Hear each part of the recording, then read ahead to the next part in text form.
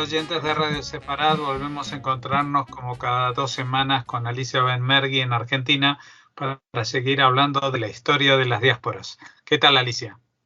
Muy bien, nosotros creo que estamos empezando, ¿no? Así que, bueno, Hag Pesach Sameach para todos nuestros escuchas, felices Pascuas para los que no son judíos y también nos escuchan.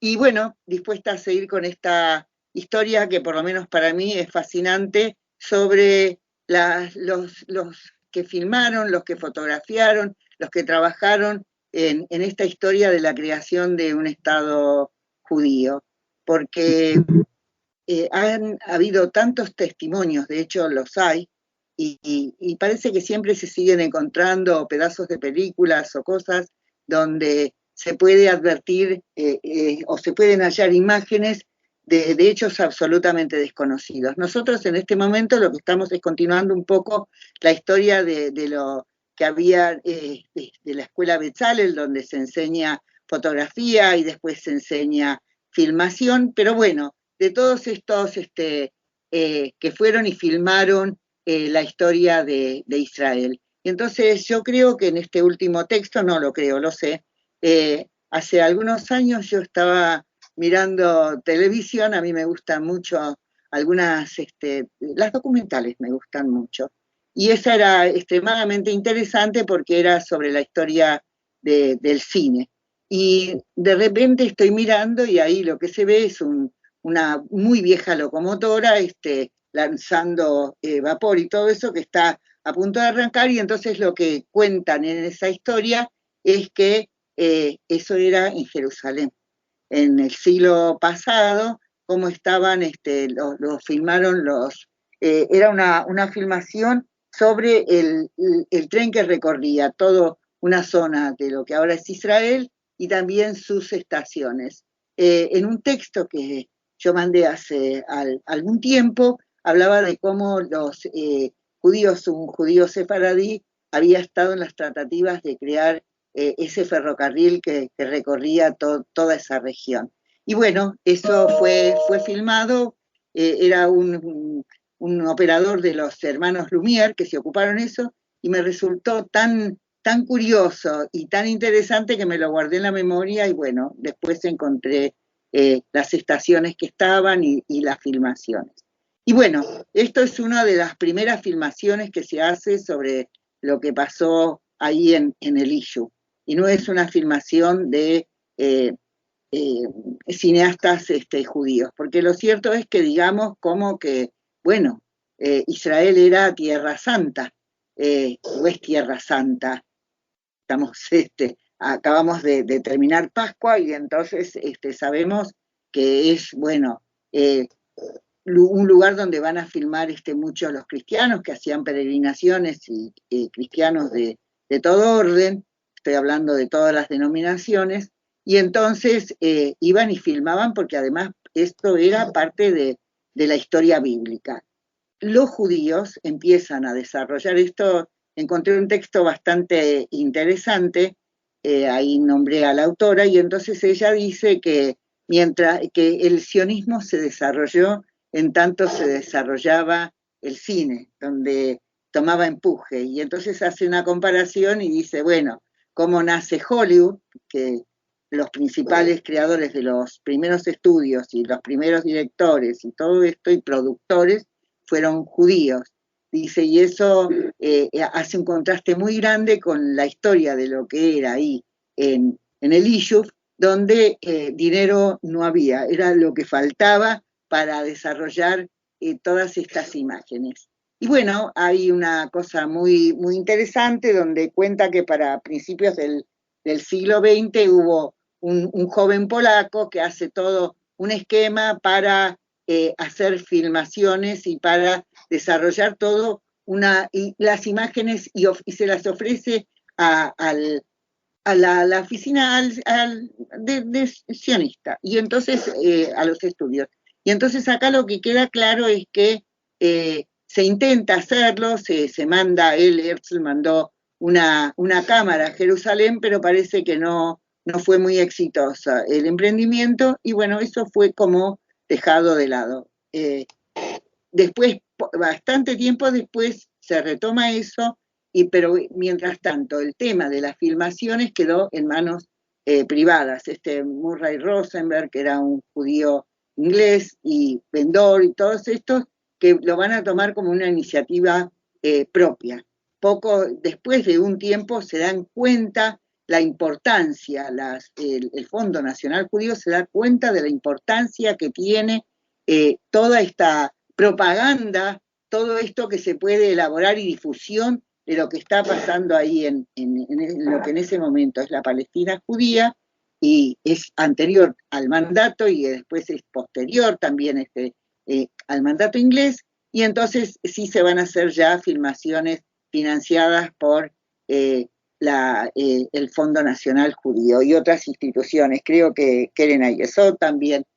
Bueno, y acá empieza una cosa extremadamente interesante, porque ¿y quiénes son los que van a filmar? Dice que los primeros antes que van a ser los franceses y los rusos, que van a filmar y que van a ser subvencionados o pagados por estas oficinas sionistas. Y entonces es muy interesante. Yo, por mi parte, tengo que decir que yo no he visto solamente películas de propaganda. Sí, sí vi la primera película filmada ahí, y es una historia, me pareció de lo más interesante, y diría, mirándola con ojos así de estos tiempos, diría que es hasta casi divertida, porque bueno, está mostrando como escenas bíblicas, y después cómo todo el sionismo va transformando esa región tan árida, tan llena de piedras y de tan difícil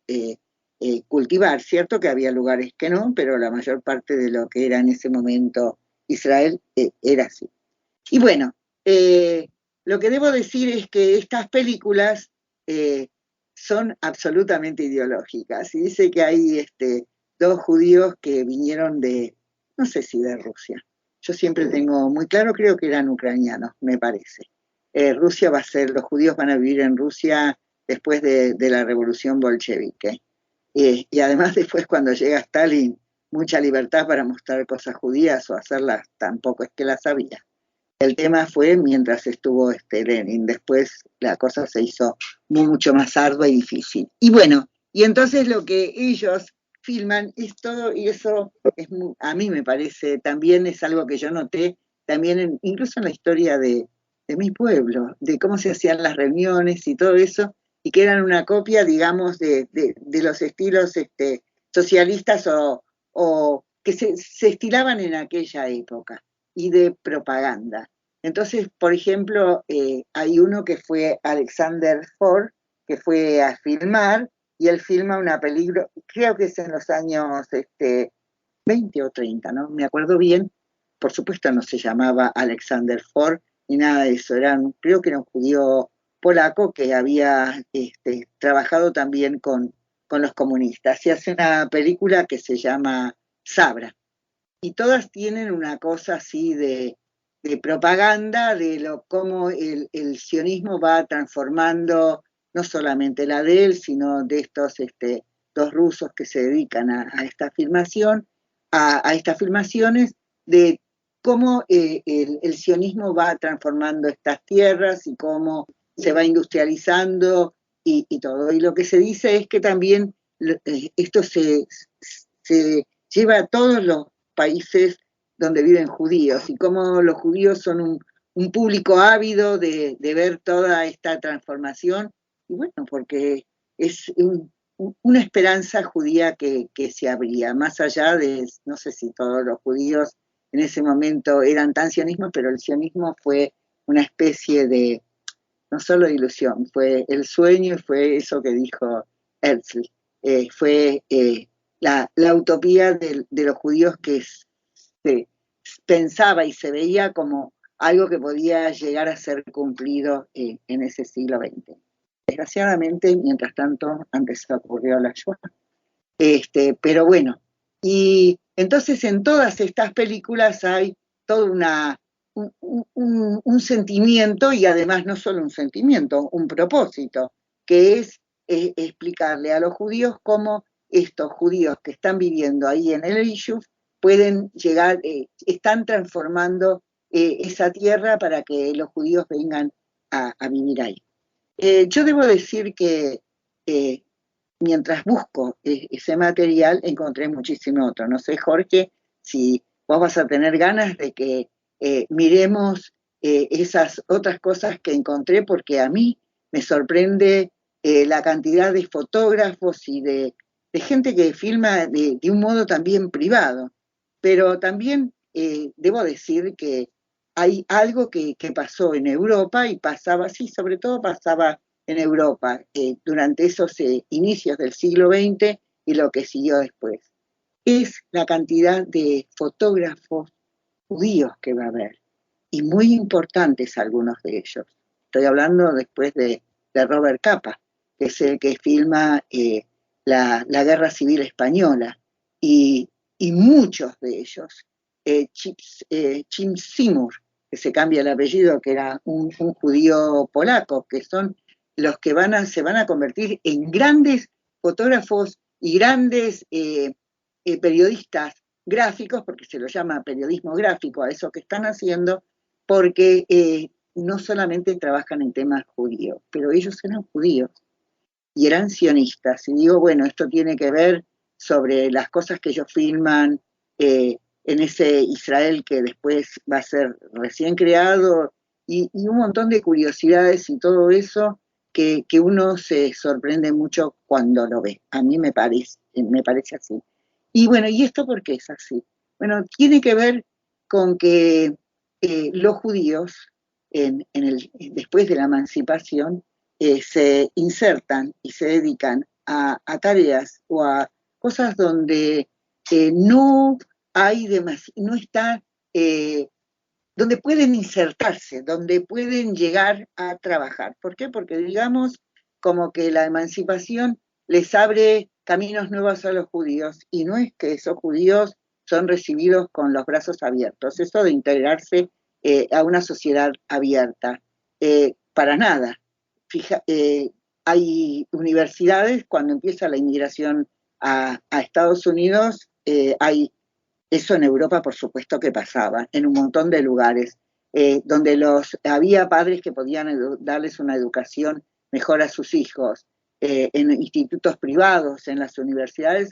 Para los judíos costaba muchísimo más, era mucho más caro que para la gente común, y hay algo que aquí en la Argentina se llama bolilla negra, y también eso existió en Estados Unidos, donde la bolilla negra es una limitación a la entrada de estudiantes judíos. Eso existió en Estados Unidos cuando empieza la emigración, la gran emigración, porque no querían judíos en las universidades en las facultades de ingeniería y en medicina. Entonces, ¿qué hacen los judíos? Los judíos tratan de insertarse en trabajos o en especialidades que todavía dejaban un espacio para que los judíos pudieran entrar. Yo no me acuerdo quién era, si Hannah Arendt o quién dijo que también los judíos valoraban mucho, o si lo dijo Hoffman, alguno de ellos lo dijo, en esta cosa donde sabían que el centro de la escena era peligroso para un judío, ser demasiado visible. Pero por otro lado, entonces se coloca en una situación intermedia. Entonces, en esta situación intermedia, ¿qué hacen estos judíos?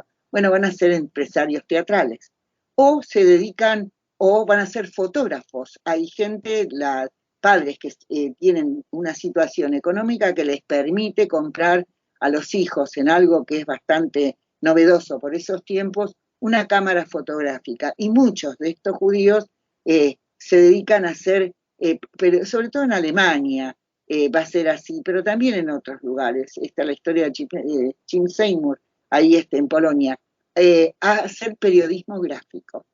El periodismo gráfico, donde hay alguien que hace una crónica y la ilustra con fotografía, yo creo que no lo firmo, ni lo juro ni lo sello, pero fue un espacio donde los judíos se insertan muy rápidamente y son creativos también.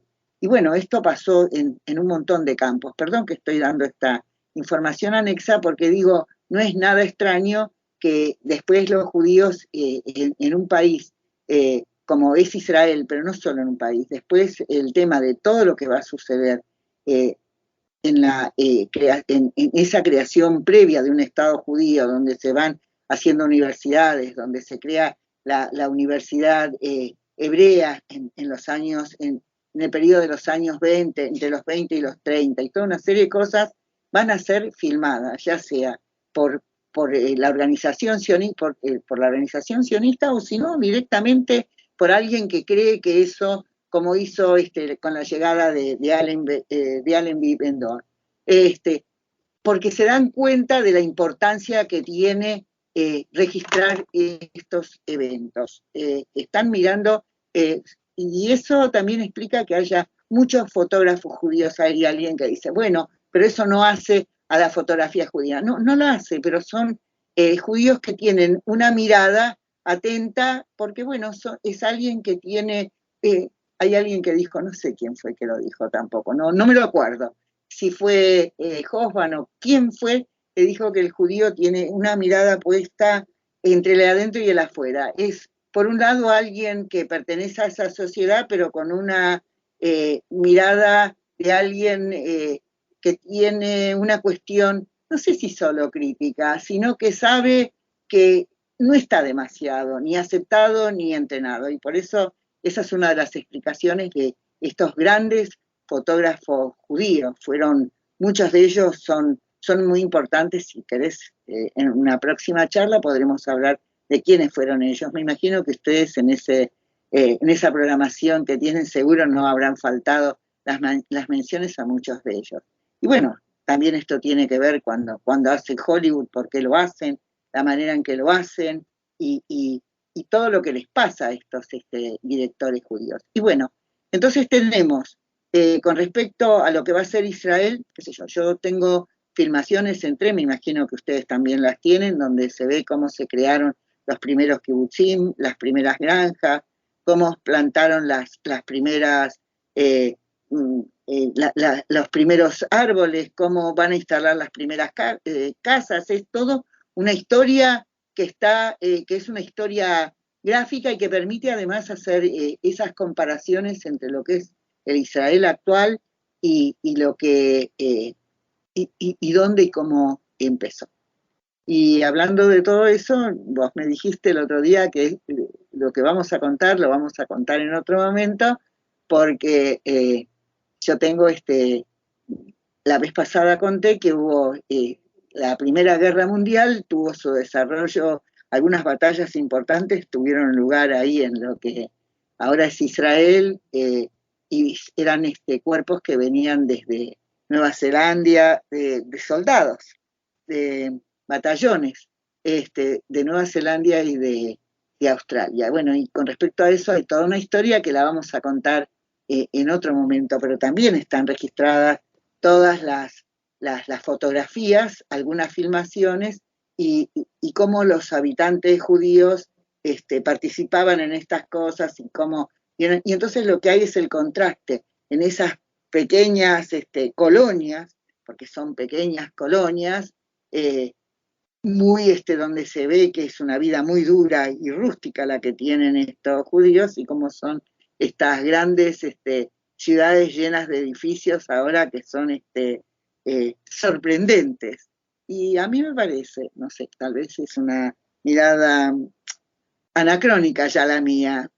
No sé, siempre pienso, no sé si a vos te pasa, a cuánta gente le interesa la historia. A la gente que le gusta la historia, y incluida a los jóvenes, eso siempre va a haber. Pero cuánto valor se le da a comprender esta historia que tuvo lugar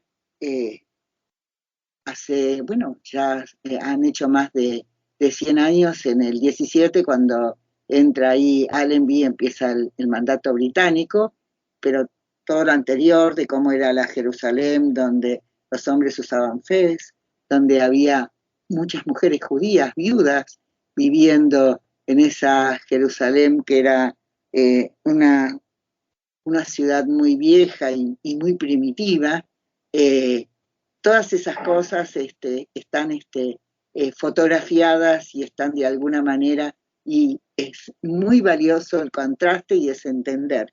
A mí me parece que para eso sirve la historia, para entender el presente. Lo que no puede hacer la historia es prever. Algunos dicen que sí, pero a mí me parece que no, y hay una cantidad de historiadores que no puede predecir el futuro, ¿no? Nosotros no podemos saber cómo van a seguir las cosas, porque bueno, en lo humano existe algo que es lo inesperado, es el azar, y bueno.